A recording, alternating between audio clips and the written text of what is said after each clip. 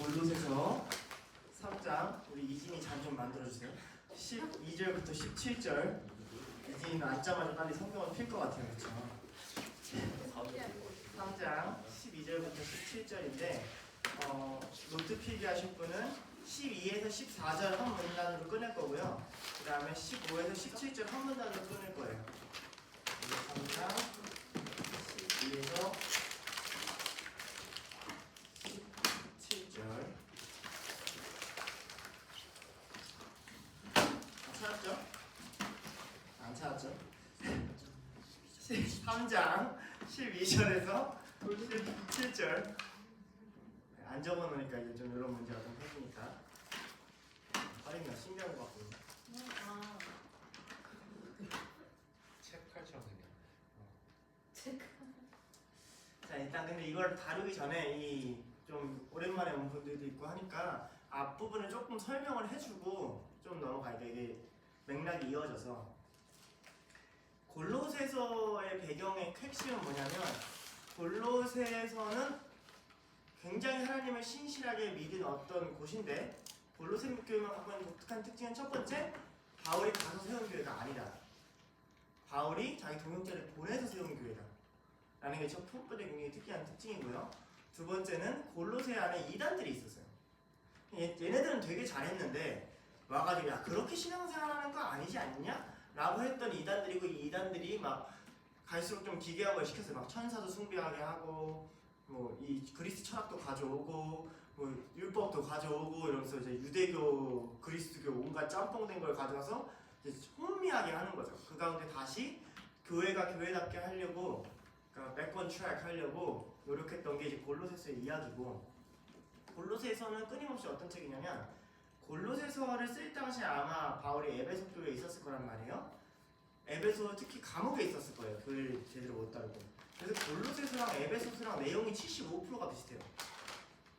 굉장히 흡사한 책이에요. 근데 결정적인 차이가 있는 게 골로새서랑 에베소서 둘 다 이 얘기하고 싶은 거거든요. 우리가 교회는 예수님의 몸이고 예수님은 교회의 머리다. 뭐 이 얘기를 하고 싶어요. 예수님이 머리고 교회가 몸이다. 이 얘기를 하고 싶은데 에베소서는 어떤 관점에서 글을 쓰냐면 머리 관점에서 글을 써요. 그러니까 하늘에서 바라보듯이 글을 써요. 태초 전에 뭐 이러면서 예수님 관점에서. 그럼 반대로 골로새서는 어디 관점에서 쓸까요? 몸에서 써요. 우리가 하나님을 어떻게 바라봐야 되는지, 우리가 하늘을 어떻게 소망해야 되는지 이런 걸 좀 얘기하는 책이에요. 이게 큰 맥락이고, 우리가 이전에 뭘 다뤘냐면 바울이 이렇게 얘기하는 거죠. 너희가 이전에 살던 삶이 있고 새롭게 살던 삶이 있어.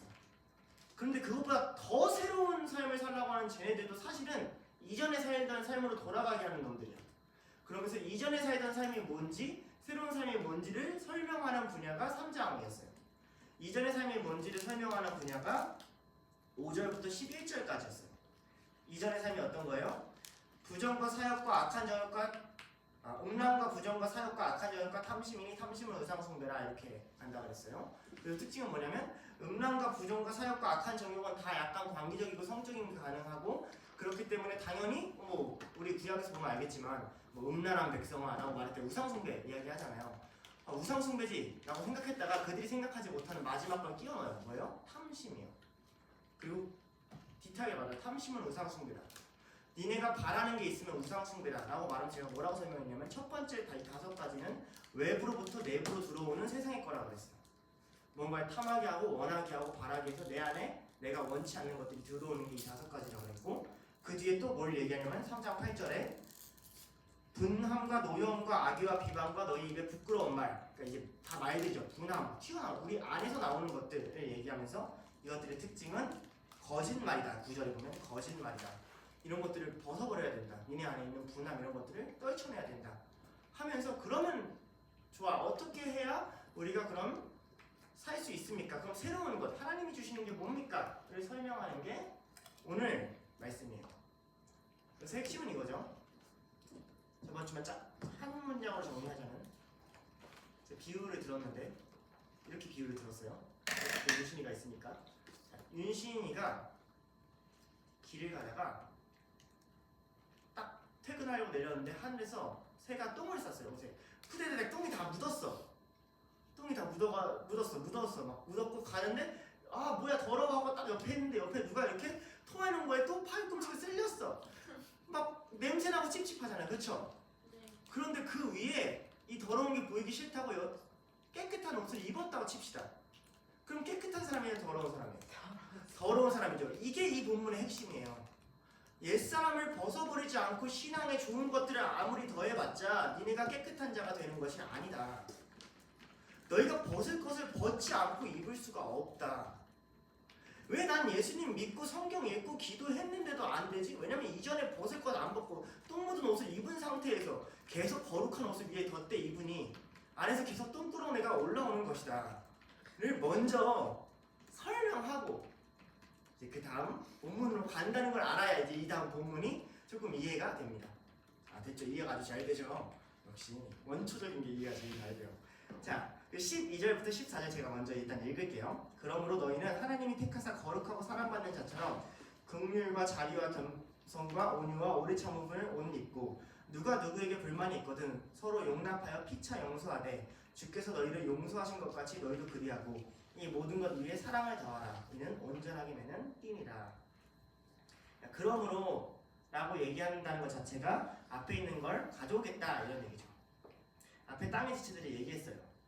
근데 그러면서 10절에 무슨 얘기를 하냐면 예수님 안에서는 차별이 없어. 11절에 이런 얘기를 해요.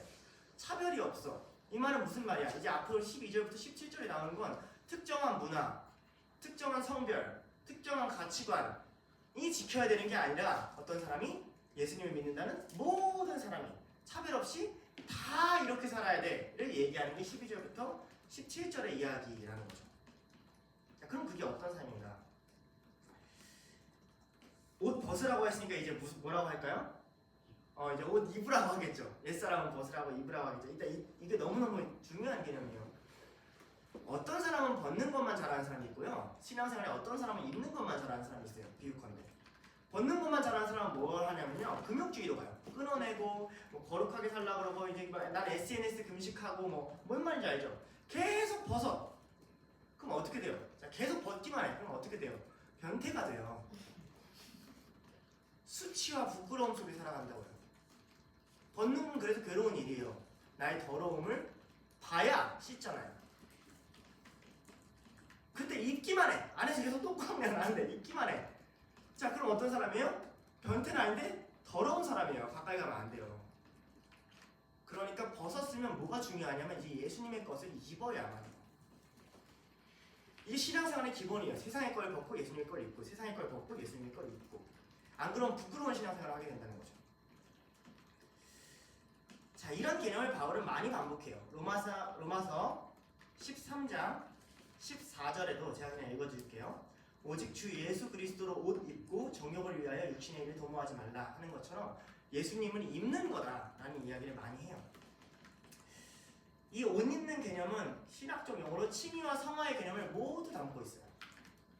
예수님이 우리한테 옷 입혀주신 것도 있고 그 옷에 맞게 살아야 되는 것도 있어요. 왜냐면 옷이라는 건 여러 가지 의미가 있거든요. 자, 깨끗한 옷을 입혀줬을 때는 이런 의미가 있어요. 첫 번째는 원래 하나님 자손이 아닌 예를 들면 그냥 벌거벗고 있는 고아를 하나님이 입혀줬다는 하나님이 우리를 사랑하셨고 하나님이 우리를 택하셨다는 의미가 있어요. 한쪽 측면에는. 그래서 원래는 내 스스로 깨끗해질 수 없지만 하나님이 나를 깨끗하게 여기셨구나가 있어요. 두 번째는 그 옷이 어떤 옷이냐면요. 왕의 옷이에요. 이게 문제인 거죠. 이런 거죠. 그러니까 완장을 달아준다고 생각하면 돼요. 자, 어디를 가는데 여기다가 반장 편말을 딱 달아주는 거죠. 네가 여기 있는 거 총책임자야? 하고 딱 보내면 그거 하나 달았다고 부담이 있어요, 없어요? 있죠? 옷이라는 건 그런 개념이 있다고요. 입혀주는데 하필이면 왕자의 옷이야. 누가 봐도 왕의 옷이야. 그냥 우리는 깨끗한 편한 옷을 입혀주면 좋겠는데 예수 그리스도의 옷을 입혀준다는 말이에요. 그러니까 여기는 뭐가 있어요? 그 옷에 맞는 합당한 삶이 있는 거죠. 그래서 두 파트로 나눠서 또 설명을 해요. 칭의와 성화를 다 설명해요. 자, 12절 보면 그러므로 너희는 하나님이 택하사 거룩하고 사랑받는 자처럼 자, 이 파트는 우리가 한 거예요? 아니면 하나님이 우리한테 하신 거예요? 하신 거죠. 이게 칭의 파트예요. 택하시고 거룩하게 하시고 사랑해 주시는 거. 근데 그 다음에 나오는 긍휼과 자비와 겸손과 온유와 오래 참음. 자, 이거는 우리가 해야 되는 거예요? 아니면 그냥 하나님만 하시는 거예요? 해야 되는 거죠. 이게 성화 파트예요. 그 옷에 맞는 행위. 먼저는 칭의 파트를 볼게요. 세 가지가 나오는데 택하사, 거룩하고 사랑받는 자처럼. 이 모든 말이 어디에 자주 나오냐면 구약 성경에 엄청 많이 나오는 말이에요. 특히 어떨 때 하나님이 이스라엘 백성을게 이야기하실 때 너는 이런 족속이야 이라고 이야기하실 때 이 세 단어를 굉장히 많이 써요. 택하사 그냥 쭉 얘기해 줄 텐데 적어도 되고 안 적어도 돼요. 창세기 18장 19절에 하나님 이렇게 얘기해요. 내가 아브라함 종을 택해서 모든 민족을 의롭게 하고 거룩하게 하고 복을 줄 거야. 역대하 6장 6절 하나님이 그 종 다윗을 택해서 거기서 그리스도를 보내줄 거다. 시편 135편 4절 하나님이 이스라엘을 만민 중에 택하셨다. 민수기 18장 하나님이 레위인을 택하셨다. 이렇게 택하다가 이스라엘을 얘기할 때가 내가 너를 택했어. 내가 너를 택한 거야. 내가 주권자야. 내가 너를 선택했어. 얘기를 끊임없이 한단 말이죠. 또 거룩하다. 레위기 19장 2절 내가 거룩하니 너희는 거룩하라. 출애굽기 19장 6절 이 백성이 거룩한 백성이 되며 제사장 나라가 되고 너희는 거룩한 백성이다. 마지막 사랑받는 자처럼 신명기 33장 3절에 뭐라고 하냐면 여호와께서 백성을 사랑하시니 그들이 사랑받는 자다라고 얘기한단 말이죠. 그러니까 바울은 여기서 단순히 하나님이 이런 일을 하셨지 뿐만 아니라 이제까지 읽어온 구약의 내용이 사실은 이스라엘 백성에게 흘러간 게 아니고 사실은 너희에게 흘러간 거야를 좀 설명하고 싶은 측면이 있어요. 그렇기 때문에 구약을 우리가 정경으로 받아들이는 거예요. 만약에 예수님의 이야기만 우리가 받아들였다면 사실은 구약 자체를 우리가 받아들이지 않거나 아니면 구약의 일부만 진짜 예수님만 나오는 것만 발췌해서 다시 책을 만들어도 무관하단 말이에요. 근데 이거 전체를 받아들이는 이유는 이때 이스라엘에 있던 수많은 언약들이 사실은 너희에게 왔고 그래서 엄밀한 의미로 바울의 개념에서는 우리가 진짜 유대인이에요. 그 혈통 유대인이 가짜 유대인이고 예수 그리스도 안에 있는 유대인이 진짜 유대인이에요. 라는 거죠. 자, 이 개념들을 일단 우리가 지식적으로 인식하고 그 다음에 개념적으로 일단 적용점적으로 가져와 보면 이런 이해가 돼요. 옷 입는다는 하나님이 우리를 옷 입혀줬을 때 그 옷을 입는다는 건 결국 이 세 가지를 우리가 인정하고 받아들인다는 뜻이 돼요. 내가 여기 왜 있지? 내가 둘로스 왜 있지? 내가 교회가 왜 있지? 내가 하나님을 선택한 것이 아니고 하나님이 나를 택했구나. 내 선택이 먼저가 아니었고 하나님의 선택이 먼저였구나. 이게 받아들여지지 않으면 신앙이 자라지가 않아요. 왜? 끊임없이 내가 뭘 선택해야 되는지에 빠져있어. 두 번째, 나 안 거룩한데? 나 더러운데? 나 죄진데? 나 내 마음대로 살고 싶은데? 그게 핵심이 아니야. 하나님이 너희를 거룩하게 부르셨다. 하나님이 너희를 거룩하게 칭하셨다. 하나님이 너희를 다른 존재로 만드셨다. 요거가 핵심이란 말이죠. 마지막 세 번째, 하나님의 사랑이 느껴지든 안 느껴지든 뭐가 중요해요? 하나님이 우리를 사랑하셨다. 이건 그냥 하나님 측면이에요. 이게 잘 알아야 돼요. 이건 여러분 측면이 아니에요.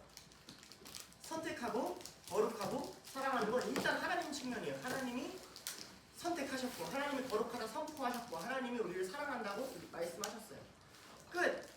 내가 옷 입혔어. 끝! 이라는 거죠. 이게 우리가 예수 그리스도로 옷 입었다는 거예요. 의미예요. 그러니까 어떤 사람이 너가 예수님으로 옷 입혔어? 그럼 우리가 그 사람 어떻게 돼야 돼요? 너는 하나님께 선택받는 자고 너는 거룩한 자고 너는 하나님께 사랑받는 자야 로 대해야 된다는 거죠. 그 사람이 그렇게 행동 안 하고 그렇게 안 보일지언정. 그럼 우리가 요구할 수 있는 건 뭘까요? 이외에 나오는 5가지 덕목이에요. 이 5가지 덕목들은 위에 3절에 나오는 5가지 악한 덕목들이랑 대조해서 쓴 거예요. 5가지 나쁜 거, 5가지 좋은 거 이렇게 뽑아준단 말이죠. 5가지 악한 말 말했죠. 음란, 부정, 사역, 악한 영역, 탐심 이렇게 나와있죠. 자, 근데 1대1로 단어가 매칭되는 것 같지는 않아요. 그렇지만 구조적으로 비슷해요. 자, 아까 전에 3절에 음란, 부정, 사역, 악한 영역, 탐심 중에 저번주에 들은 사람은 뭐가 강조된다고 그랬죠? 맞아요. 마지막 게 강조된다고 그랬죠. 다 그런 구조로 썼다고 그랬죠. 그러면 5가지 선한 것도 뭐가 강조될까요? 마지막에 강조된다. 이제 이 구조를 알고 우리가 읽으면 좋다. 자, 이거 역시 뭐예요? 긍휼, 자비, 겸손, 온유, 오래 참음. 우리 내면에 있는 것들이죠, 그죠? 하나님이 예수님을 밖에서부터 우리 안으로 집어넣는 거예요. 하나님이 성품을 우리 안으로 넣으시는 거. 근데 번역이 안 된 단어가 있어요. 이 12절에 보면 사랑받지는 긍휼과 자비와 오래 참음과 온유와 오래 참음 어디 있고 앞에 언어에 보면 정확히는 이런 뜻으로 돼야 돼요. 긍휼과 자비와 겸손과 온유와 오래 참음의 내장으로 옷 입고라는 내장 혹은 심장 혹은 장기라는 단어를 뜻하는 단어가 스프라크논이라는 단어가 있어요. 언어에. 그러니까 뭘 강조하고 싶은 거예요? 니네 안에 새로운 게 있어.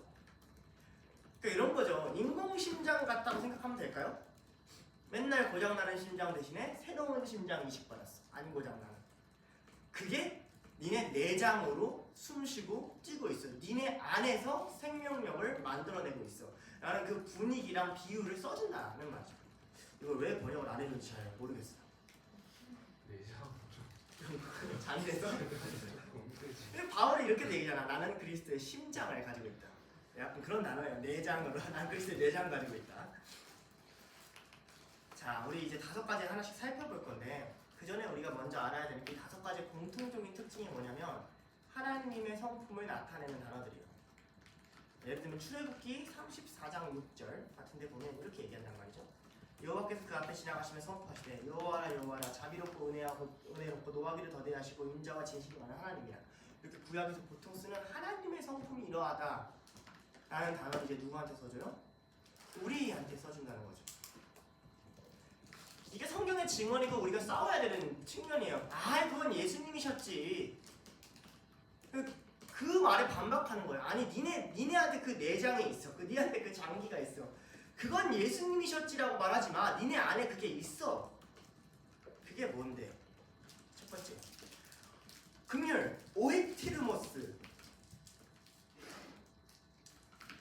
다른 측에서는 자비라고도 번역되지만 이 로마서 12장 1절, 고린도후서 1장 3절에 쓰이는 단어인데 기본적으로 뭘 뜻하냐면 불쌍히 여기는 것, 그 다음에 긍휼히 여기는 것, 낮은 자들에게 대한 친절, 다가감을 이야기해요.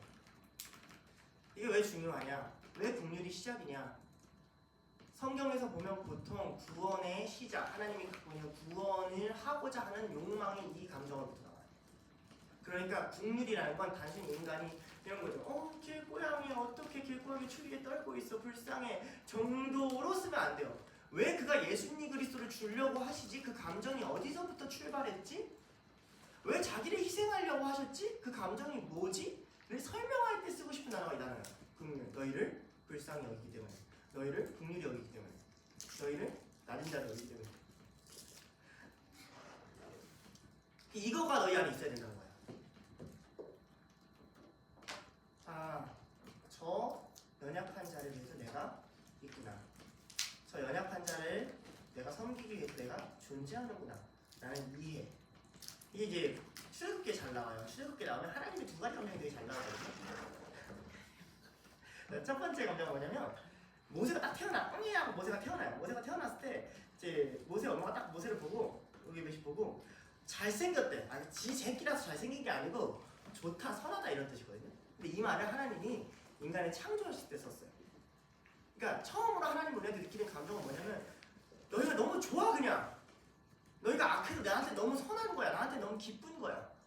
너희가 너무 아름다운 거고 나한테는 좋은 거야. 라는 감정이 첫 번째고, 두 번째는 바로의 딸이 이제 이게 물에 있는 아기를 발견하잖아요. 그리고 뭐라고 하냐면 이 아기가 너무 잘생겨서가 아니라 이 아기가 불쌍해서 건져줘요.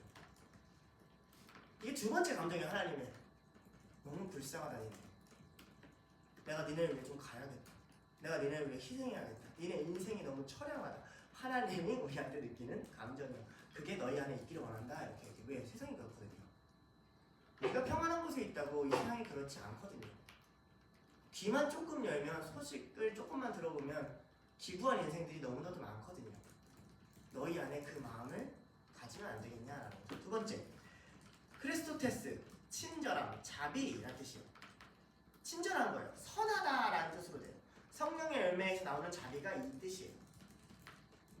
그런데 이 단어의 또 재밌는 의미는 뭐냐면 유용하다라는 뜻도 돼요.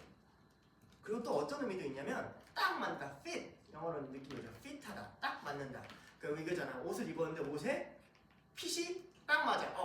딱 좋아. 라는 뜻으로도 사용되는 단어가 이 자비예요. 신기하죠?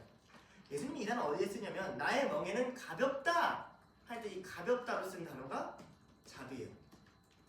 자비는 뭐냐면 무게를 덜어주는 거예요. 이게 친절의 기본이에요. 친절은 내가 배려하고 싶은 대로 배려하는 게 아니에요. 우리가 이런 거 있잖아요. 그 가끔 할머니나 아줌마 중에 친절을 과하게 베푸셔서 우리를 굉장히 불편하게 만드신. 총각 그러지 말고 이것 좀 먹어봐. 먹기 싫은데 막 그런 게 아니라 저 사람이 짊어지고 있는 무게를 덜어주는 게 자비고, 그래서 예수 그리스도가 우리가 짊어지고 있는 죄의 무게를 덜어주셨다가 자비예요. 그런 의미에서 유용한 거예요. 저 사람한테 내가 내 무게를 덜어주니까, 내 인생 힘든 걸 덜어주니까. 너희 안에 두 번째 감정이 뭐예요? 누군가의 무게를 덜어주는 자비를 주셨다. 세 번째, 겸손. 파테이노프로스나이 적지 마세요. 나도 못 외워. 직역이 좀 재밌어요. 이 단어에 낮은 자리. 원래는 하층민 인생을 설명할 때 쓰는 단어예요. 왜 그러냐면 로마의 문화에서 이 앞에 나오는 겸손과 그 다음에 나오는 온유는 악한 덕목이었어요. 아리스토텔레스는 어떻게 얘기했냐면 강한 것을 추구하고 숭상하는 것은 옳다라고 얘기했어요.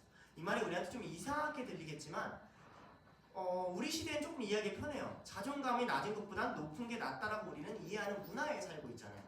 근데 기독교는 그런 걸 얘기하는 종교가 아니란 말이죠. 그러니까 이 모든 문화에 반박하는 얘기예요. 겸손은 뭐야? 밑바닥 인생으로 가는 마음을 뜻해요. 그래서 원래 겸손한 마음은 난 높은데 그렇지 않아요가 아니라 그 처절한 바닥으로 내려가는 감정 자체를 뜻하는 말로 원래 시작했어요. 그렇기 때문에 때때로 겸손은 회개라는 단어로 대체가 돼요. 내가 얼마나 밑바닥이고 내가 얼마나 인성이 시궁창인지를 깨닫는 것. 원래 겸손의 근원적인 의미예요. 그러니까 거짓 겸손이라는 게 있죠. 시궁창인지 깨닫지 못하고. 그런데 예수님이 하신 겸손은 조금 다르죠. 뭐예요? 난 존귀한 걸 알아요. 난 저 천성의 몸을 존재해요. 난 이 땅에 내려올 필요가 없어요. 근데 내려와야 안 내려와요? 기꺼이 한번 내려가겠다라고 여기는 그 마음으로 이 겸손의 단어를 바꾸세요. 누군가를 위해 기꺼이 낮은 자리로 내려가실 수 있는 마음. 빌립보서 2장 3절에 나오는 겸손한 마음을 품으라. 그리고 2장 5절에 너희는 그리스도의 마음을 품으라 하는 그 마음.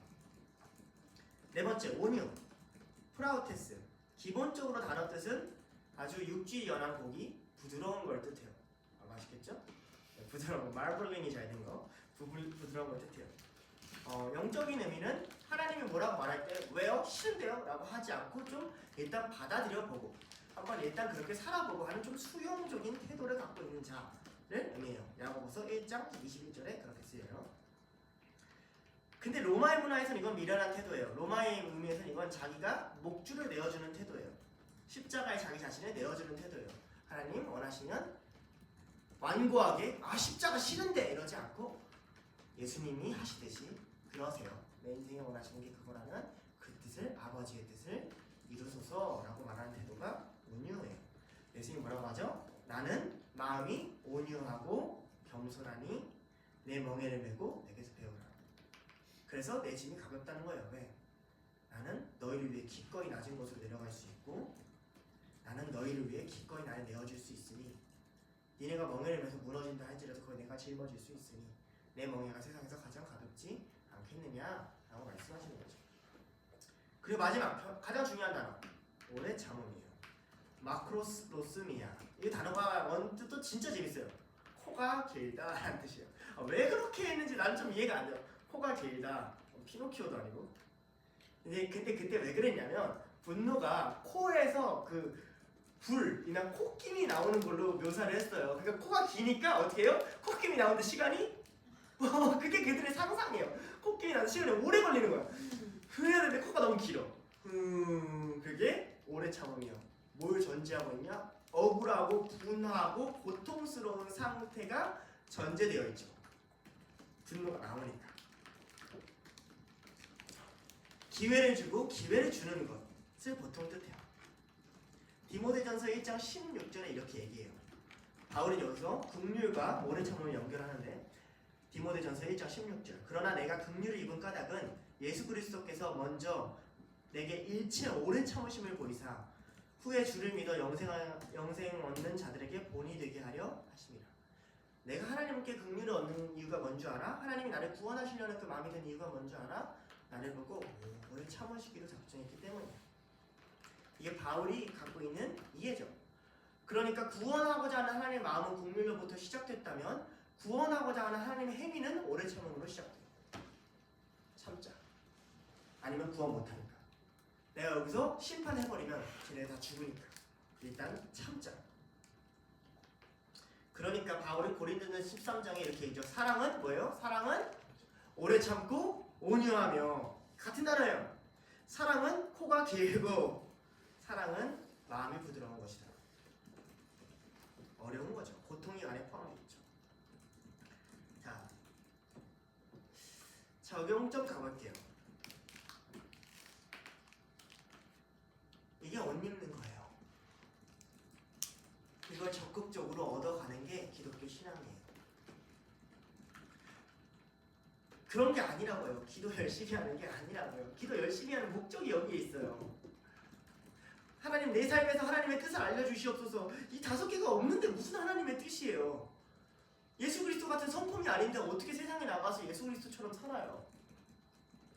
내가 너희에게 사랑을 줄게. 내가 너희를 택해줄게. 내가 너희를 거룩하다 해줄게. 그러니 너희 안에는 내가 준 긍휼과 자비와 겸손과 온유와 오래 참음이 있으면 좋겠다 라고 말씀을 하신다고요.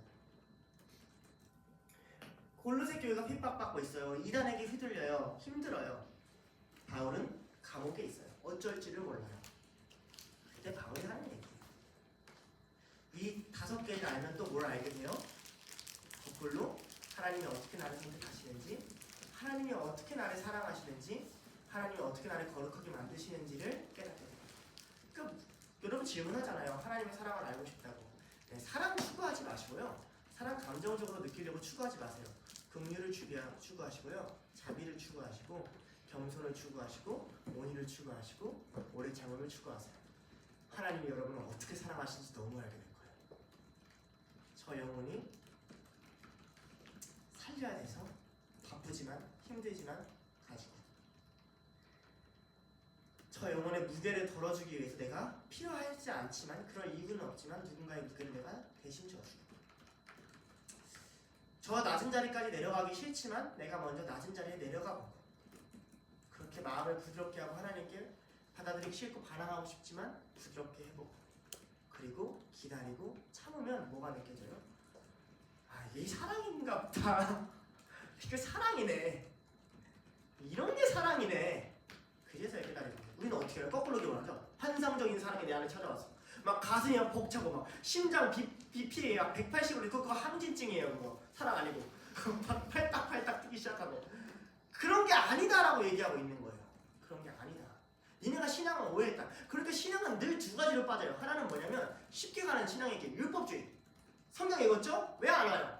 기도했죠? 왜 안 와요? 예배드렸죠? 왜 안 와요? 행위 중심으로 얻는 거 얻으려고 해요. 2번째 감상주의. 감정을 느껴주시면 할게요. 둘 다 아니다. 뭐예요? 기독교 신앙은 성품과 관계다. 성품과 관계가 만들어지면 하나님이 더 다 느껴진다. 우리는 다 자폐하기 때문에 우리가 하나님께 인격적으로 대할수록 하나님이 어떤 분인지 더 많이 알게 된다. 굉장히 이게 다 인격이잖아요. 그렇죠? 하나님의 인격. 하나님의 인격을 본받아봐라. 너희 안에 하나님의 사랑하심과 거룩하심과 하나님이 선택하심이 찾아올 거야. 그럼 예수님이 어떻게 이 땅을 살아가는지 알게 될 거야. 이야기하는 거죠. 자, 이렇게 이야기하고 13절에 이거에 대해 13절, 14절에 이어서 이 마음의 결론을 내려요. 그러면 이 5가지를 품으면 어떻게 관계가 됩니까? 그래서 설명해줘요. 자, 이런 성품을 갖고 있으면 관계를 어떻게 맺습니까? 13절. 누가 누구에게 불만이 있거든 서로 용납하여 피차 용서하되 너희를 용서하신 것 같이 그리하고. 자, 알겠죠? 뭘 하게 돼요? 용납과 용서를 하게 돼요. 이게 두 가지를 하게 돼요. 근데 뭐라고요? 그 사이에 누가 누구에게 서로 피차 비슷한 말을 반복하죠? 그러니까 여기서 핵심은 뭐예요? 용서는 일방적이어야 쌍방이어야 돼요? 쌍방이어야 돼요. 용납은 일방이어야 돼요? 쌍방이어야 돼요? 쌍방이어야 돼요. 이게 교회 안과 교회 밖의 관계의 결정적인 차이예요. 교회 밖에는 일방이에요. 왜냐면 그들은 그리스도를 몰라요. 그래서 내가 저들을 용납해도 저들이 날 용납 안 할 수 있어요. 세상의 빛과 소금이 되기 전에 하나님이 먼저 교회라는 공동체를 주시고 그리스도의 몸을 주신 이유가 여기 있어요. 여기 안에서 너희가 서로 사랑할 때라는 건 이런 의미예요. 그런데 한번 이 말을 거꾸로 생각해봐요. 용납해야 되고 용서해야 되는 게 이거의 결과라면 다시 말하면 무슨 말이에요? 교회는 문제가 일어난다 안 일어난다? 일어난다. 저 새끼를 품어야 되네? 여러분 그래요? 뭐 알았어. 쟤를 내가 용서해야 되네? 라는 상황이 꼭 온다. 꼭 온다. 여러분 성경을 이렇게 읽으면 안 돼요. 성부, 성자, 성령 중에 성자만 미치도록 고생하고 십자가에 못 박혔고 끝났다가 하나님이 하시는 일이 아니에요. 성부와 성령은 예수님을 위해서 모든 걸 다 해주세요. 예수님과 하나님은 성령님을 위해서 모든 걸 다 해주세요. 성자와 성령은 하나님을 위해서 모든 걸 다 해주세요. 기본적으로 쌍방관계예요. 교회는. 내가 널 위해 모든 걸 다 해줄게. 너도 날 위해 모든 걸 다 해줘. 내가 너 부족한 걸 모든 걸 다 참아줄게. 너도 내 부족한 걸 모든 걸 다 참아줘. 이런 말이죠. 5가지 마음이 이뤄내는 결과. 모든 사람이 다 긍휼히 여기고 자비하고 겸손하고 온유하고 오래 참으면 어떤 일이 일어나요? 서로가 서로를 용납하고 서로가 서로를 용서하게 돼요. 용납. 아네호마이. 기본적으로 이 단어는 뭐냐? 들다, 견디다예요. 굉장히 헬창 용어예요. 버텨. 고린도후서 11장 1절. 바울의 말이에요. 원하건대 너희는 나의 좀 어리석은 것을 용납하라.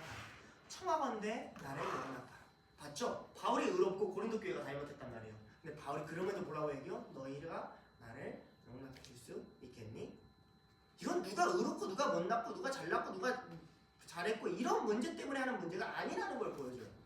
용납은 무조건 쌍방이에요. 나를 좀 견뎌주면 안 되겠니? 왜요? 내가 아무리 의롭고 선하려고 하고 좋은 걸 추구해도요. 내가 불편한 사람이 있을까요? 없을까요? 무조건 있어요. 근데 하나님 믿고 거룩해지고 은혜 받는다고 그 사람이 갑자기 안 불편한 사람이 될까요? 아니라는 거예요. 더 초전 봤어요? 더 초전 한번 봐봐요. 제자들이 얼마나 서로를 불편해하는지. 아주 그냥 진짜 성경에 나오지 않는 장면인데 오랜만에 이 베드로가 스포일러예요. 안 본 사람은 알아서 하세요. 이미 늦었으니까. 베드로가 오랜만에 사역하고 돌아와가지고 이제 막 이제 아내랑 막 뜨밤 하고 싶어. 막 이래. 근데 갑자기 막 눈치 없이 문 두드려. 베드로 막 거기서 잘 될까? 이렇게 빡침.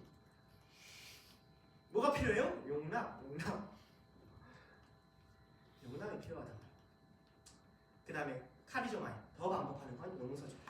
왜요? 골로새 교회가 이단이 들어오고 서로 누가 옳고 누가 그르고를 판단하다 보니까 공동체가 깨지기 시작했거든요.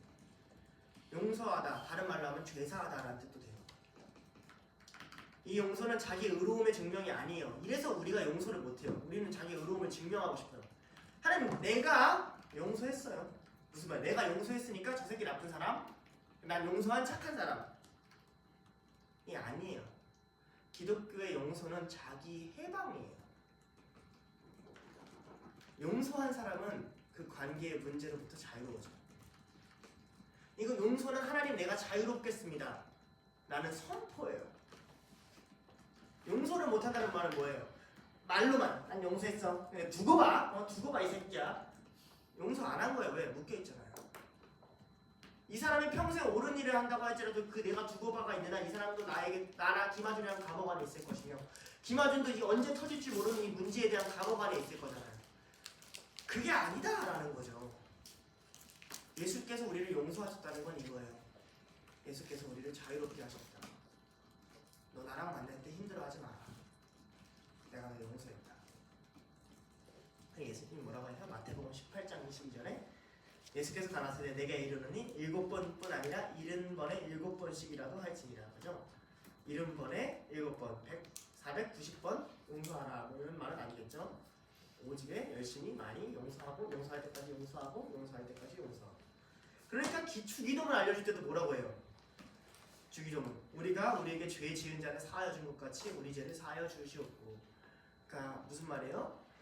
하나님이랑 너희들 관계가 끝나지 않는다는 거죠. 거기가 끝이 아니라는 거예요.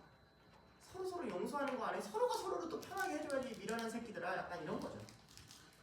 교회는 어리석음과 상처와 미련함이 없는 곳이 아니고요. 그곳에는 불편한 사람이 없는 곳이 아니에요. 딱 둘러싸 와봐요. 편해요. 서로가 너무 좋아요. 그런 인간이 있고 아닌 인간이 있을 거예요. 예, 그래요. 아무리 거룩해져도 그래요.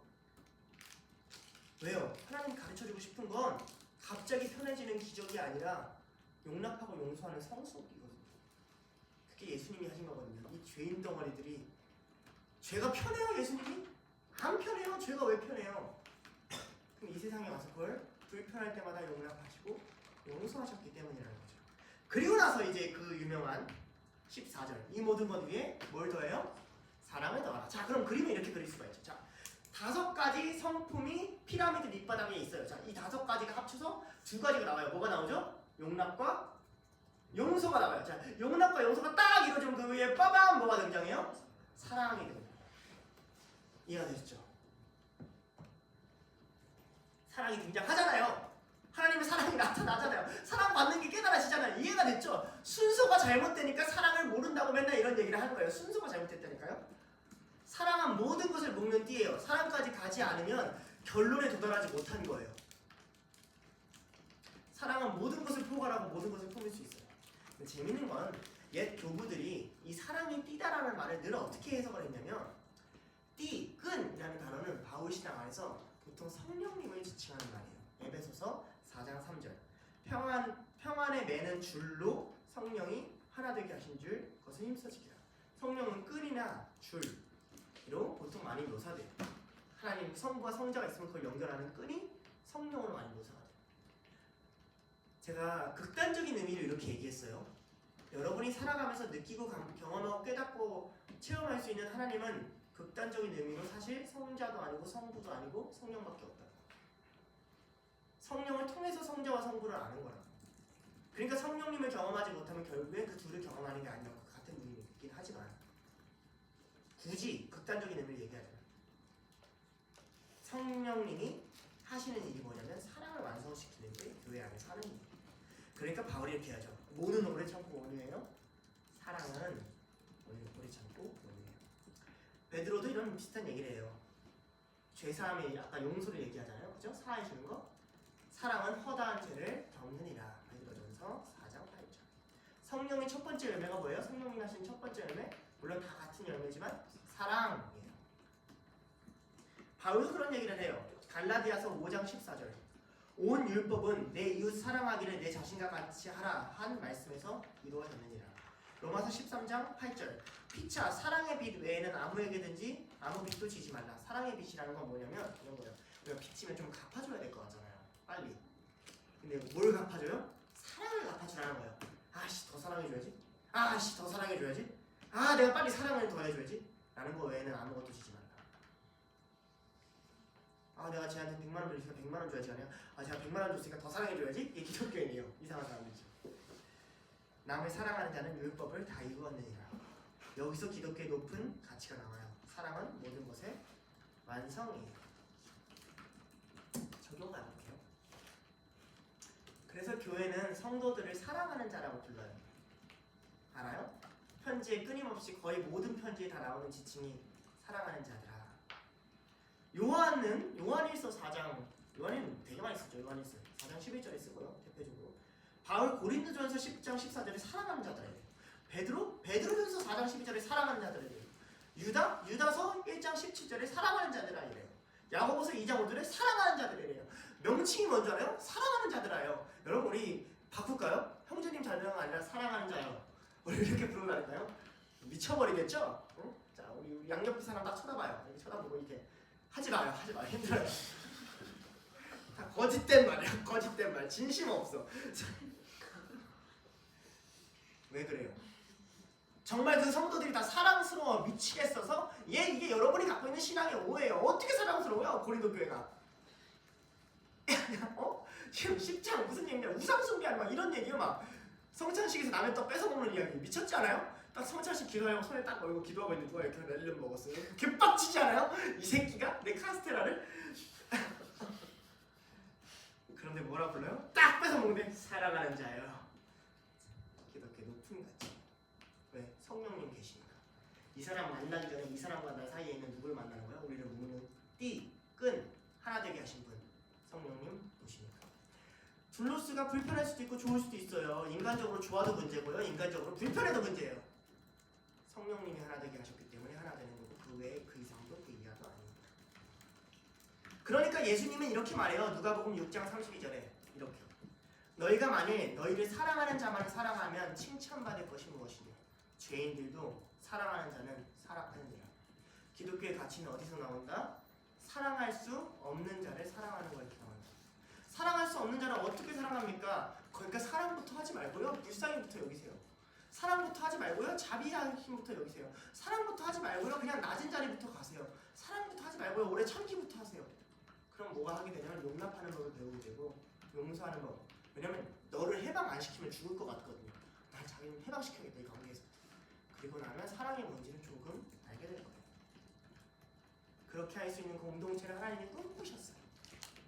이 땅은 스스로 생각할 수 없는 공동체잖아요. 딱 보니까 그렇지 않아요.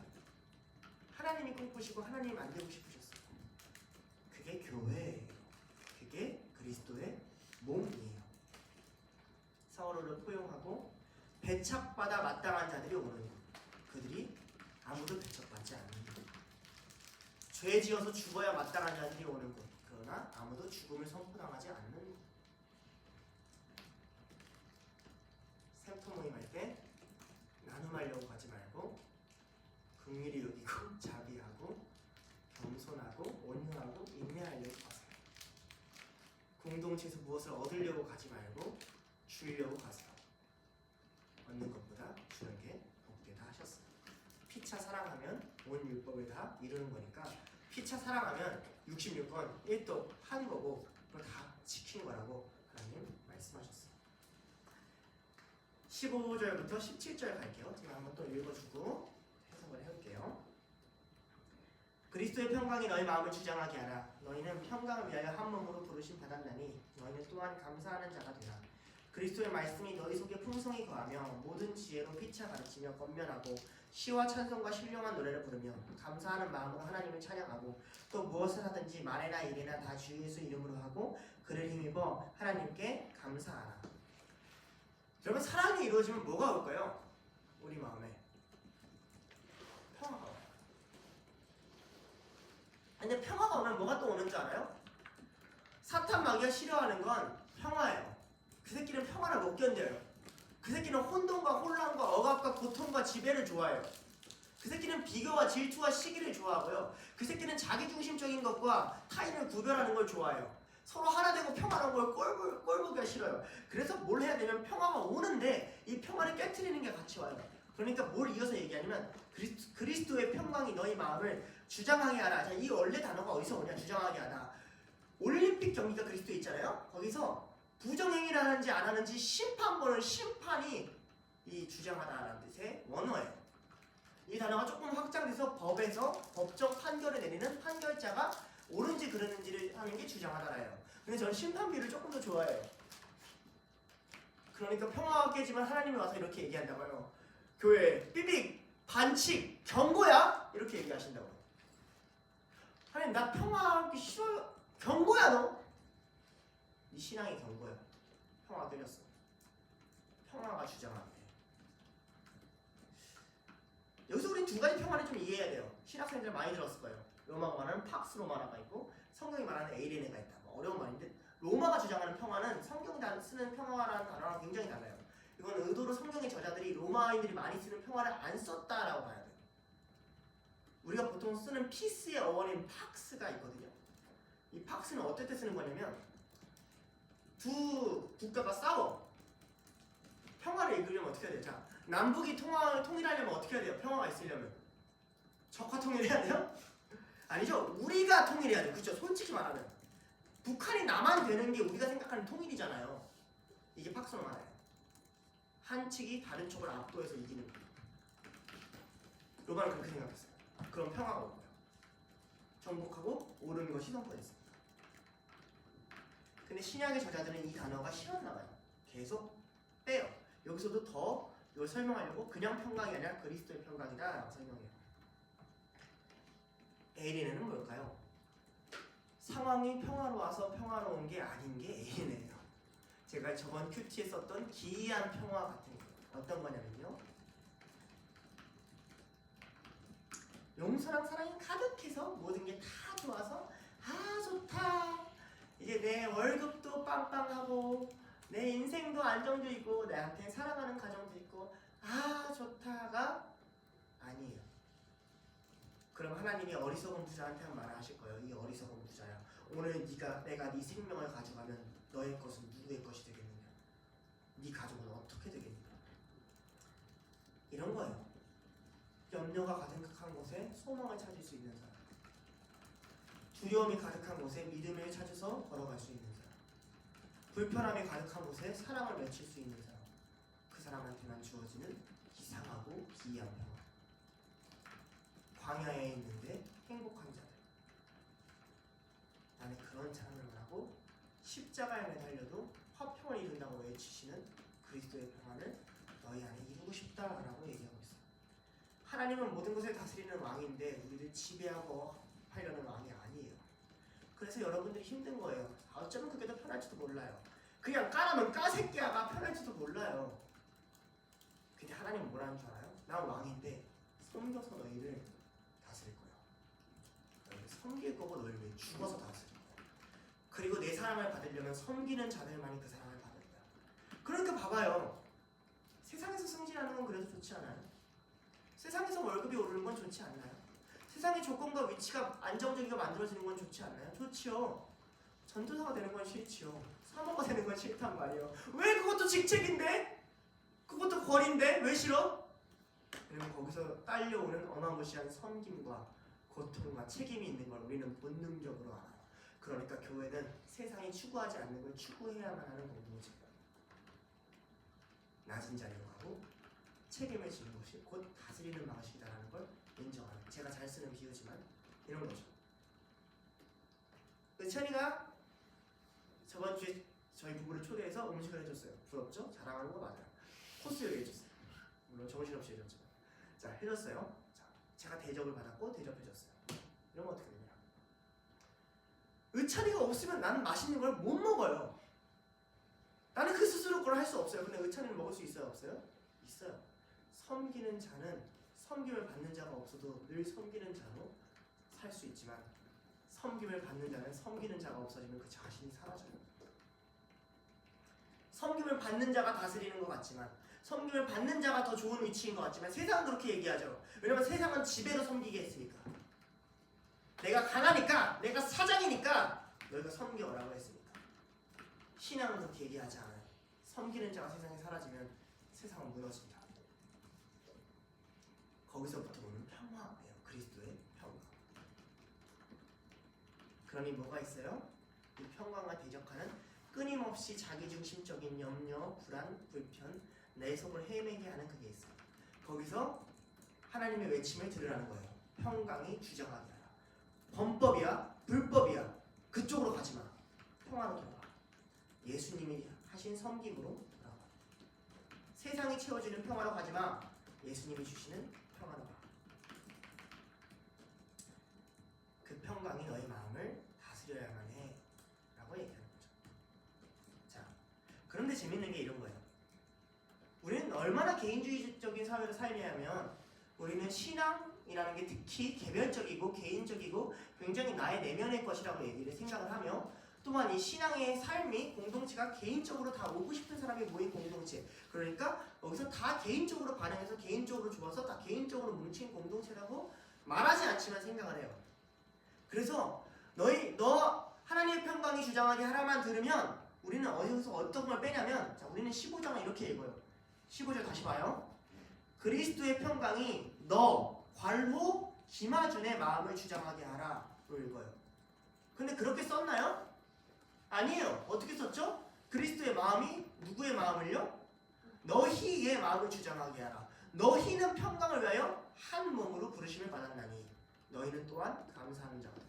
자, 그러니까 내 안에 기이한 평화가 있고 나머지는 다 없어요. 우리는 이게 신앙생활을 잘한다고 생각한다고요. 나는 그래도 하나님의 사랑을 알고 아무도 모르는데 나는 믿음을 알고 아무도 그렇지 않는데 주님 나는 소망을 알았습니다. 하나님이 얘기할 거예요. 경고야. 불법을 행한 자야. 왜요? 너희 안에 평강이 거하라고 했잖아. 너희 안에.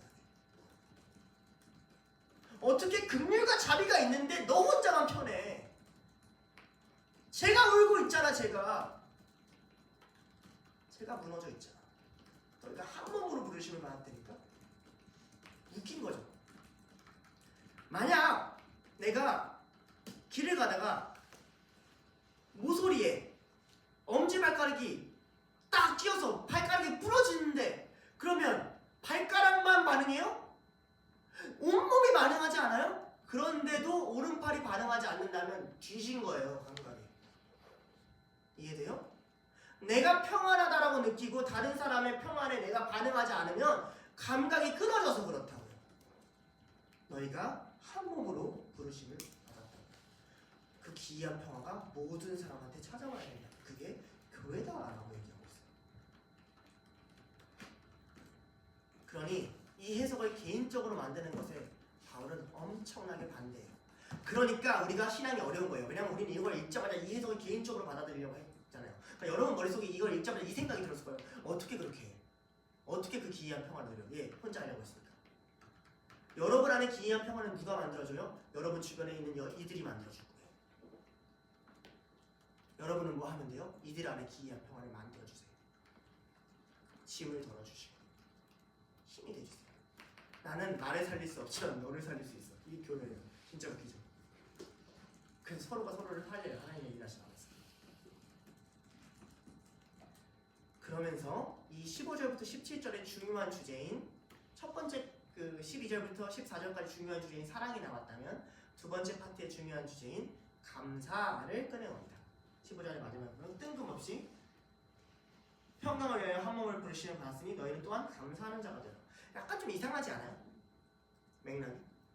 이해가 돼요? 그러니까 사랑에서 평화가 온대. 뭐 이건 좀 이해가 되는데 너희가 서로 평강을 위해서 한 몸을 받았으니 이제는 감사를 해야 돼? 이게 이해가 안 되니까 우리는 그냥 혼내는 걸로 생각하잖아요. 우리가 그냥 무조건 감사해야 돼? 뭐 우리 한 몸 된 거 감사해야 돼? 근데 이게 우리 잘못이 아니고 이게 원어가 갖고 있는 독특한 뉘앙스가 있어서 그래요. 여기서 위에 용서가 나왔잖아요.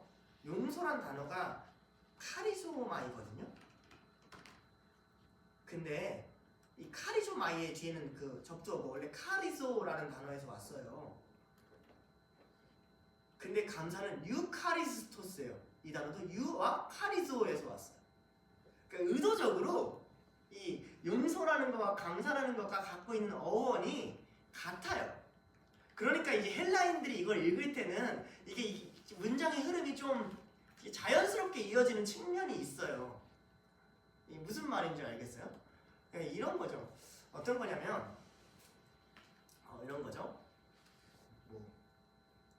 공의, 하나님이 모든 것을 의롭게 만드시는 거, 공의를 얘기하다가 그 다음에 칭의를 얘기하는 거예요. 그 의로움이 너한테 같다. 그러면은 두 단어는 영어로는 굉장히 다른 단어지만 굉장히 이제 자연스럽게 우리한테 이해가 되잖아요. 이렇게 이어져는구나. 근데 만약에 말이 달라져. 그러니까 우리가 아니 뭐 평화는 완전 뭐 평화로운 거, 뭐 감사한 거 이건데 어떻게 연결되지? 이렇게 생각이 된단 말이죠. 그래서 그 사이를 연결하는 중요한 개념이 있어요. 감사라는 것, 이 카리조라는 건 원래 어떤 뜻이냐면 호의를 베푸는 걸 의미해요. 원래 용서라는 단어를 쓰기 전에 그냥 잘해주는 거예요. 사실 용서의 기본 의미는 잘해주는 거. 근데 이렇게 저도 얘기를 해요. 저 사람 용서를 못하겠어요. 그냥 잘해줘. 마음으로 용서하지 마. 그냥 잘해줘. 그냥 좀 잘해주는 거. 그래서 여기에 유자가 붙어요. 카리조에. 유는 뭐야? 굿이에요. 굿. 좋게 잘해주는 거. 이게 감사해요. 와, 좋게 잘해주는 거일 수도 있고 잘해주는 게 참 좋아요 라고 말하는 걸 수도 있어요. 무슨 말인지 알죠? 하나님 이렇게 잘해주시다니 좋아요. 감사해요. 그런데 이 유카리스토스 카리스라는 단어를 동사형으로 바꾸면 유카리스토이가 되는데 아마 어렵죠? 날라다니죠? 그냥 들어요. 유카리스토이가 무슨 뜻이냐면 성만찬이에요. 성찬이에요. 성만찬. 이 단어를 써요. 감사라는 단어를. 성만찬. 그러니까 성만찬이라는 단어를 따로 만들지 않고 감사라는 단어를 동사형으로 써서 그냥 성만찬이라는 의미로 써버려요. 그러니까 이런 거죠. 우리 이런 거죠. 있잖아요. 우리 동사형이니까 우리 감사의 행위할래? 그럼 얘가 뭐라고 인식하는 거예요? 아, 성찬하자고. 라는 분위기가 초대교회에 그냥 자연스럽게 있다는 거예요. 야, 우리 감사의 행위할래? 아, 성찬하자고. 우리는 그렇지 않죠. 그러니까 우리는 어렵죠. 우리는 성찬이라는 단어 따로, 감사라는 단어 따로, 평화라는 단어 따로인데 이들한테는 야, 우리 감사행위 해야 돼. 지금 감사행위 해야 돼야 하면 자연스럽게 아, 성찬하라는 거구나. 이해가 됐던 문화였다고요. 야, 그러니까 어떤 게 일어나요? 너희가 한 몸으로 부르심을 받았느니라 평화를 이뤄라 너희 사이에서 그런즉 감사하라. 이해가 너무 되죠? 성찬. 그리스도 안에서 우리는 하나다. 우리가 한 떡을 먹고 한 몸이 되었다는 기념하는 거잖아요. 이게 자연스럽게 이해가 되게끔 해놨는데 우리한테는 이게 자연스럽게 이해가 되지 않죠. 막 설명이 굉장히 많이 필요해요. 막 문법 설명이 필요하고. 그럼 그들한테는 이렇게 많은 설명이 필요한 단어가 아니고 여기서 감사가 나오는 게 굉장히 자연스러웠다. 라는 걸 좀 이해해 주시면 좋겠어요. 그리스도인에게 감사란 그 전에 이게 왜 성찬 요것만 설명해 줄게요. 왜 감사하는 행위였냐면 예수께서 잡히시던 날 밤에 떡을 떼서 들어 축사하셔서 그래요. 하나님께 감사하셨군요. 하나님 감사합니다. 그래서 그 행위가 감사하는 행위라고 약간 대명사가 됐고 그게 이제 성찬이라는 이름이 됐어요. 이거 역사적 배경 알면 재밌으니까. 자, 그리스도에게 감사란 관계적인 감사예요. 관계적인 감사라는 건 두 가지 의미가 있어요. 첫 번째, 필연적으로 감사는 대상이 필요해요. 그렇죠? 근데 관계적인 감사라는 건 대상이 필요하는 건 하나님, 그러니까 일상 사람들은 운에 기대요. 관계가 좀 없어요. 와, 진짜 죽을 뻔했는데 살았더니 감사하다. 관계가 없어. 근데 우리는 뭐예요? 하나님 감사합니다. 관계적인 감사죠. 근데 관계적인 감사라는 건 우리가 감사를 나눠야 될 대상도 감사를 해야 될 대상도 관계적이라는 거예요. 무슨 말이냐면 이런 거죠. 성찬을 받아요. 내 안에 들어온 떡이 누구에게도 들어가요? 저들에게도 들어오죠. 나를 용서하신 그리스도가 누구에게도 가요? 저들에게도 가죠. 그러니까 성찬하기 전에 마음이 불편한 게 있거나 그러면 화해하고 하라고 그러죠. 용서를 구한 다음에 하라고 그러죠. 감사도 그런 것이다 라는 거예요. 이 말이 뭐냐? 내가 맛있는 걸 먹어서 감사하면 저들 안에도 맛있는 걸 먹어서 감사한 게 있어야 된다는 거예요. 기독교인의 감사는 그래서 굉장히 어렵고 복잡해요. 내가 창조주 하나님을 만나서 하는 감사가 내 안에 있으면 저들 안에도 창조주 하나님을 만나서 있는 감사가 있기를 원해서 하는 일이 감사는 성찬처럼 찢어져서 하나님으로부터 내 안에 온 것이 나랑 긴밀한 개인적인 게 아니라 나로부터 온 것이 저들 모두에게 가야 되는 성찬의 개념을 갖고 있다. 이런 거죠. 영신이가 오늘 어느 날 오늘 와가지고 와 진짜 오늘 진짜 힘든 일이 있을 줄 알았는데 와 이 상사 이 새끼 또 오늘 가면 지랄하겠지 이랬는데 막 오늘따라 갑자기 싱글벙글해. 기분 너무 감사해요. 진짜 감사하다. 근데 감사 얘기 나눌 때 감사해요. 우리 감사 얘기 어떻게 나눠요? 이렇게 나누죠. 네 감사한 거 3개, 네 감사한 거 3개, 네 감사한 거 3개. 서로 나는 오늘 얘 감사했네. 좋은 일이 있었구나. 좋아요. 하트 끝. 그죠? 성찬이 없어요. 그 다음 고민이 없다고요. 그 다음 고민이. 근데 쟤는 일상 관계로 힘들 텐데. 그러면 그 상사가 내가 되어지지 못해도 저 안에 그 감사한 마음이 있으려면 내가 뭘 해줄 수 있을까? 내가 이걸 누렸는데 내가 오늘 나한테 윽박지를까봐 스트레스 받았는데 그렇지 않은 사람 때문에 감사한 은혜를 누렸는데 그게 내가 아니라 내가 속한 자들에게 다 있어야 하는 거라면 내가 저를 위해서 뭘 해줄 수 있을까라는 감사는 굉장히 능동적인 거예요. 감사는 굉장히 아름다운 거예요. 이것이 그리스도인 안에서 밖으로 나와야 되는 것이다 라고 얘기하는 거야. 앞에 말했던 5가지 분함, 노여움, 악의, 비방, 부끄러운 말 그 안에 핵심이 거짓말이 튀어나오는 게 세상의 일이라면 옛것이라면 우리 안에 거룩한 것이 나올 때 뭐가 나와요? 감사가 나와요. 왜 우리가 감사를 들려줘요? 누군가한테 그 안에 있기를 원하니까. 야, 나 오늘 진짜 감사한 일이 있었어. 왜 나눠요? 자랑하려고? 새끼야 너무 힘들었지? 나는 감사한 일이 있었다? 너 안에도 있기를 원해. 여기까지 가야 된다고요. 너 안에도 있기를 원해. 그게 축사잖아요. 예수님 감사합니다. 하나님 감사합니다. 예수님 떡을 떼셨을 때 하나님 감사합니다. 나는 하나님 알아요. 얘는 모르죠? 빙신들. 이걸 얘기했어요? 감사합니다. 이들에게 이걸 알려주셔서 감사합니다. 내가 하나님과 아는 게 이들에게도 들어가길 원합니다. 아버지가 나를 알듯이 이들이 아버지를 알길 원합니다. 이거 아니었어요? 하나님 마음이? 그러니까 기독교의 핵심인 관계를 우리가 잃어버리니 우리는 기독교인 종교를 열심히 경험하면서도 계속 종교적 행위에서 벗어나지 못하는 거예요. 자, 그러면서 이 분함, 노여움, 악의, 비방, 부끄러운 말 대신에 어떤 걸 말하라고 하냐면 16, 17절에 이런 걸 말하라고 해요.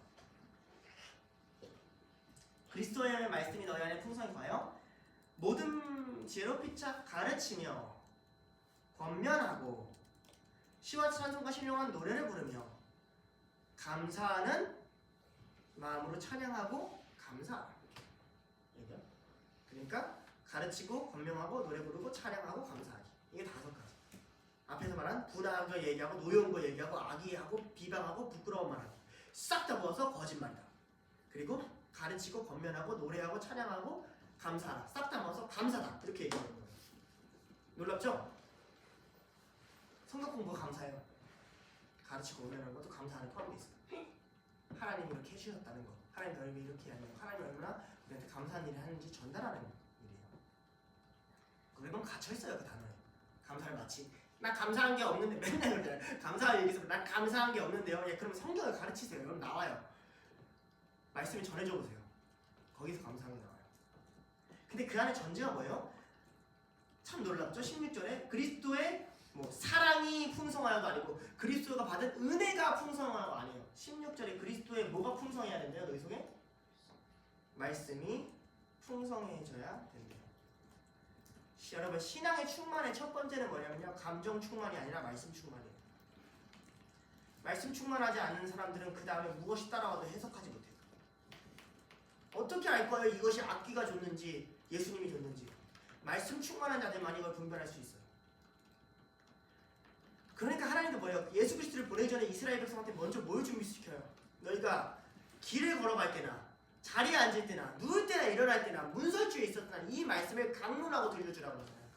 끊임없이 읊조리고 외우라고 그러잖아요. 왜? 말씀이 달달달달. 진짜 시험 본다. 우리 내 100개 그거 우리 암성들 그냥 다 앉아가지고 이제 잘못하면 서서 막 한쪽 발 들고 막 예배드리고 하는 거죠. 우리는 성전이에요.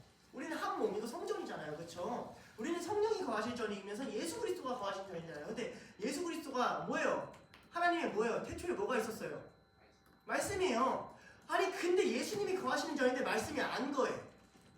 어떻게 좌정하세요? 예수님이 그걸 통해 나타나시는데. 구라예요. 예수님 나 와서 다스리소서. 얘 다스려 줄 테니까 말씀 좀 쳐 넣어라 이런 거예요. 그러나 여기서 말하는 그리스도의 말씀이라고 하는 게 되게 중요해요. 그냥 말씀이 아니라 그리스도의 하는 말씀은 그리스도가 전한 말만 외워라 라는 말은 아닐 거예요. 그렇죠? 반대로 그리스도를 나타내는 말씀인 게 더 높아요. 그러니까 뭘로 충만해야 돼요? 성경 어느 구절을 펴든 누구를 발견할 수 있어라? 예수님을 만날 수 있으면 그게 충만이다 라고 얘기하고 있어요. 하나님 어떻게 이런 분이셨지? 예수님 어떻게 이런 분이셨지? 성령님 어떻게 이런 분이셨지를 성경 어느 구절에도 발견할 수 있다면 그게 말씀 충만이다. 로마서 10장 17절. 그러므로 믿음은 들음에서 나며 들음은 그리스도의 말씀으로 말미암으니라. 말씀이 가득한 자들은 감사가 할 수 있고 감사한 자들은 언어가 바뀌기 시작해요. 성령이 우리 안에 가서 가장 먼저 하는 일, 없던 언어를 창조해서 끄집어내는 일, 방언이에요. 진정한 의미에서. 그러면서 우리 안에 어마무시하게 많은 지혜를 주세요. 골로새서 1장 9절, 1장 28절, 2장 3절에 계속 지혜 이러거든요. 지혜를 주세요. 어떤 지혜요? 가르칠 수 있고 권면할 수 있는 지혜요. 교회는 어떤 곳이냐? 끊임없이 그리스도를 권하고 가르치는 곳이에요. 교회는 끊임없이 그리스도가 선포되고 그 말씀이 우리한테 울려 퍼지는 거예요. 그러니까 이건 성경의 이야기뿐만은 아니에요. 그리스도의 말씀이 꼭 성경에만 있지 않고 선포에도 있거든요. 그렇잖아요? 왜냐면 글로 적히지 못한 자도 그리스도의 말씀을 들으려면 너희가 세상의 빛이 되어야 된단 말이에요.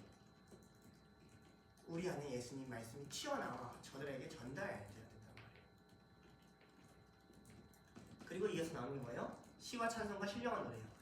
아주 디테일하게 구분하는 건 별로 의미는 없긴 해요. 근데 이렇게 추론해요. 첫 번째 시는 아마 시편을 읽었을 것이다. 구약의 시편을. 찬송은 교회들이 자기네들이 노래를 불러서 만들었다라는 게 한 150년, 180년도에 문서가 있어요. 어떻게 문서가 있냐?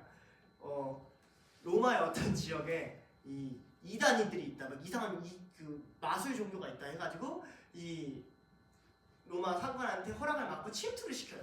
그래서 하루 일과를 적어요. 알고 봤더니 그 마술 교도가 누구야? 기독교인들이야. 그들이 어떻게 생활하는지가 기록돼 있어. 그들이 맨날 아침에 일어나서 이상한 노래를 부르더라. 그리고 나가가지고 막 열심히 일하고 이웃들을 돕더라. 이렇게 적혀 있어. 얘네들 뭐지? 막 이런 게 적혀 있어요. 그래서 막요. 그리고 결론. 이들이 그렇게 위험한 것 같지 않습니다. 결론이 있어요. 그때는 초기여가지고. 신령한 노래. 음료를 붙이는 기도문이었을 거라 생각해요. 그러니까 그들이 갖고 있는 기도가 좀 달랐을 거예요. 왜냐면 이게 약간 그 만들어진 노래가 아니라고 생각하거든요. 하나님이 주신 노래라는 뜻이거든요. 영적인 노래. 이런 거겠죠. 왜냐면 우리가 기도를 할 때 똑같이 기도는 우리가 기도할 때 막 정해놓진 않잖아요. 다. 뭐 인신이 기도하고 마치세요. 그러면 안 시킬 거예요. 내가 마칠 거예요. 하면 인신이가 막 지금부터 적지 않잖아요. 하나님 이렇게 얘기하잖아요. 근데 그거에 뭐가 있어요? 음률이. 하나님이시여. 근데 이게 진짜 웃긴데 이거 진짜 실천하는 공동체가 있어요. 교회에도. 즉각적인 노래. 그래서 막 찬양을 불러요. 있는 찬양을 이거 그냥 보았는데 재밌으라고 하는 얘기예요. 그러다가 그 같은 뭘 반복해요. 막 할렐루야 할렐루야 할렐루야 하면 인도자가 주는 위대하십니다 막 이러면서 옆에서 위대하신 주 반응이 막 마이크 들고 그렇게 계속 가고 한 20분 30분 동안 계속 없는 신령한 노래. 이건 그런 건지는 모르겠으나 아무튼 다양한 형태로 하나님을 찬송하고 불렀다라는 게 나오죠. 찬양은 말씀을 머물게 합니다. 말씀이 없이는 찬양은 감정적인 동요밖에 안 되지만 말씀을 많이 알면 많이 할수록 말씀은 이론적인 게 많아서 머리로는 알겠지만 우리 안에까지 잘 안 찾아오거든요. 근데 그 깊이를 만들어줘요. 그래서 먼저 권면하고 가르치고 그리고 찬양하라. 그래서 미국의 어떤 목사님은 특히 아동부의 경우에는 설교를 먼저 하고 찬양을 나중에 하는 게 좋다라고 이야기하는 경우도 있어요. 아이들은 집중력이 짧기 때문에 먼저 이야기를 하고 그에 맞춰서 그에 맞는 노래를 부를 때 아이들 안에도 그 깊이를 찾아올 수 있을 것이다.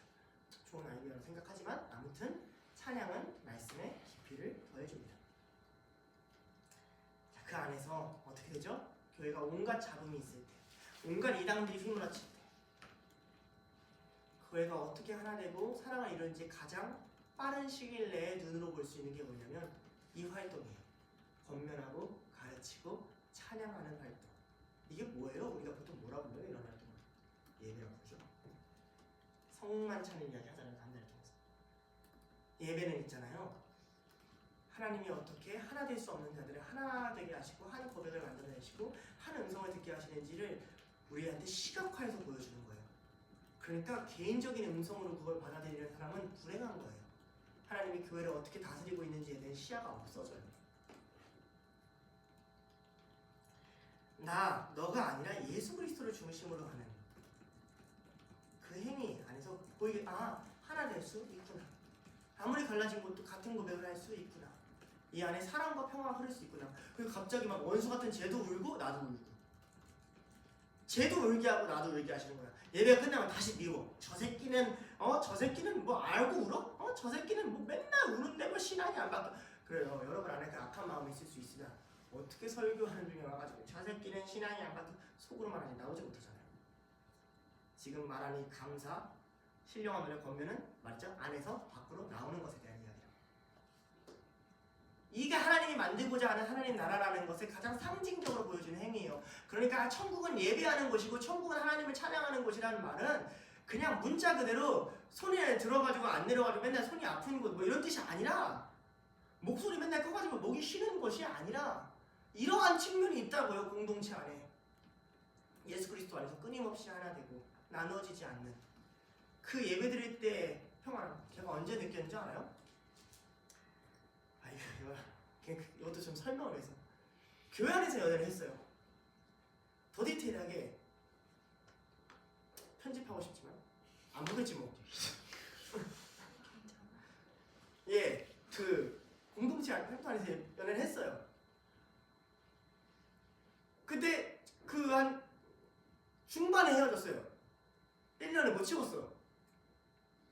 그러면 예배 끝나면 샘터 모임 가야 되잖아요. 지옥이 시작되더라고요. 와 너무 가기 싫은 거 있죠. 그리고 중고등 교사를 했어요. 교사인데 그때 저 되게 미워하는 교사가 있었거든요. 여기도 지랄, 저기도 지랄. 근데 뭘 깨달았는지 알아요? 이걸 깨달았어요. 예배 시간만이 나의 평화요. 예배 시간만이 나의 자유요. 예배 시간만이 아무도 보지 않는. 이것이 영원할 거야. 너의 개인적인 걸 찾아오지 않는, 나로부터 통치를 받는, 나로부터 은혜를 받는, 이것이 영원할 거야. 이게 하나님 나라야. 자, 그러면서 17절에 이렇게 얘기해요. 그러니까 또 무엇으로 하든지 말에나 이래나 주 예수 이름으로 하고, 바울은 얘기하죠. 너희들이 먹든지 마시든지 주의 영광을 위하여 하라는 말처럼 이번에는 무엇 하든지 말에나 이래나. 자, 말에나 이래나. 그러니까 어쨌든 말을 하고 행해야 된다는 거죠. 일단은 그래요. 그런데 예수 이름으로 하래요. 무슨 말이에요? 여러분이랑 상담을 하다 보면 딱 이 부분이 제가 가장 많이 집중하는 부분이에요. 이 부분이 가장 큰 분별을 줘요. 아니 형 그게 아니라 내가 근데 나는 이렇게 하려고 했는데 음식 좀 맛있어.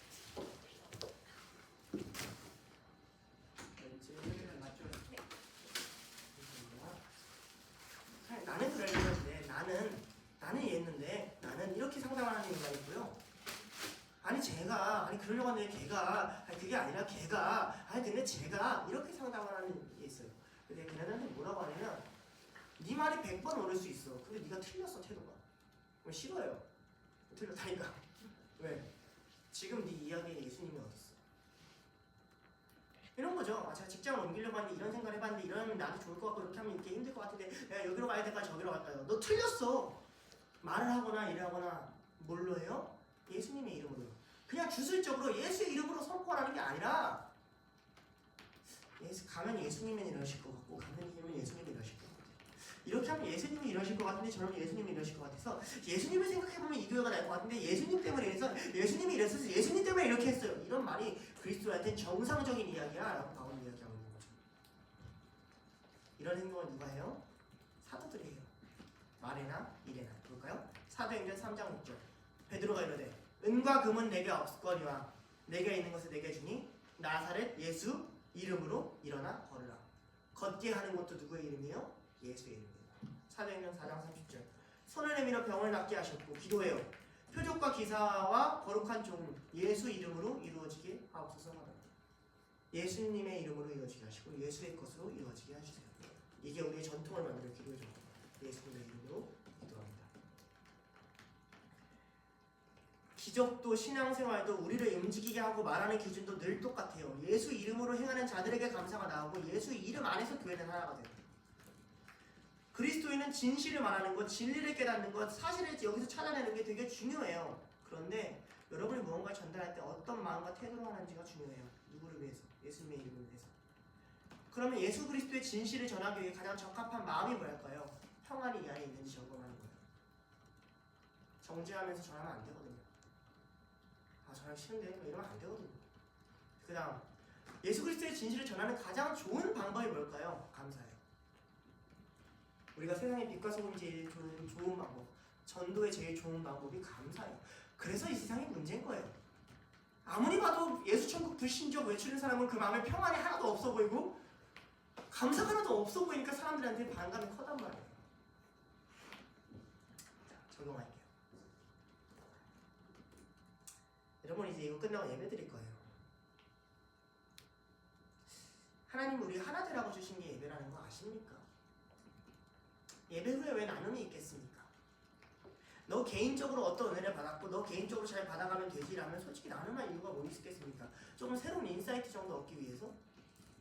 그런 거 아니에요. 우리가 하나가 됐나 확인하는 게 나눔이에요. 내 안에 있는 게 너 안에도 있어야 되는데 이게 나눔이에요. 그러니까 어렵죠. 희원이네 조가 나눔해. 희원이 어떤 은혜를 받았어. 나는 그거 안 느껴졌어. 근데 하나님이 그게 내 안에 있었으면 좋겠대. 그걸 받아들일 수 있는 온유함이 너네 안에 있니? 지네 것만 다 얘기하고 지네 상황만 다 나누면 뭐예요? 하나가 안 됐는데 다 깨졌는데 예배가 다 개인적으로만 고백하는 행위는 뭐예요? 예수님이 만들고자 하는 하나님 나라가 아닌데 그러니까 불편하고 싫은 거예요. 그러니까 힘들면 못 나누겠대. 그럼 내가 와서 들으라 그래요. 왜 들으라 그래요? 받으라고. 받아야 되니까. 여러분 예배는 하나님 나라가 이루어지는 곳이에요. 나눔은 하나님 나라가 재현되는 곳이에요. 둘로스는 그런 곳이 되었으면 좋겠어요. 우리 모두가 주님을 바라고 사랑과 평화가 흐르는 그래서 감사의 고백이 나오는 그런 예배가 되기를 주님의 이름으로 축원합니다. 기도하고 마치도록 하겠습니다. 하나님 아버지 감사합니다. 그리스도로 옷 입기 위하여 우리에게 주시는 것들을 우리가 보았습니다. 어쩌면 우리가 이것을 하기 싫어서 다른 것을 한다고 이야기하는지 모르겠습니다. 마치 공부하기 싫어서 방 청소를 하겠다고 부모님한테 말하는 아이처럼 진짜 해야 될 것은 성품이고 진짜 이루어져야 될 것은 관계며 진짜 열매 맺어야 될 것은 말인데 우리가 이것이 싫어서 다른 것부터 하자고 피하다는지는 모르겠습니다. 너무 내가 은혜 받으려고 했고 내가 전부라 생각했고 나만 입은 옷이라 생각했고 내가 받은 구원이라 생각했습니다. 구원이 하나님 나라의 천국에 들어간다는 것이 내가 죽어서 가는 것이라고 생각했습니다. 주님 그런 것이 아님을 알려주셔서 감사합니다. 천국은 이 공동체 안으로 들어오는 것이며 하나님이 만드시고 다스리는 사람들 안으로 들어가는 것이고 그들과 새롭게 관계 맺는 것이고 그들과 새로운 성품을 얻는 것이며 그들과 새로운 삶, 고백을 나누는 것임을 믿습니다. 너무 어렵습니다. 이 길을 온전히 시도해본 적도 없고 이 길을 온전히 이해해본 적도 없습니다. 그러나 예수님께서 이 땅에 찾아오셔서 그 일을 하셨고 예수님께서 그것을 이루셨으니 우리가 이제 조금 더 예수님을 닮기 원합니다. 둘로스가 그렇게 하시고 각자 힘든 상황 속에서 이 안에 평화와 사랑이 흐르게 하시고 이 안에 감사가 흐르게 하시고 10명이 다 괴로워도 한 명이 감사하다면 그 한 명의 감사가 모든 사람에게 흐르게 하시고 그 한 명의 평화가 모든 사람이 받게 하시고 그래서 하나님으로 더 풍성한 둘로스가 될 수 있도록 주님 우리 모두를 옷 입혀 주시옵소서. 우리 모두에게 하나의 옷을 입혀 주시옵소서. 감사드리며 예수님의 이름으로 기도드렸습니다. 네. 마치고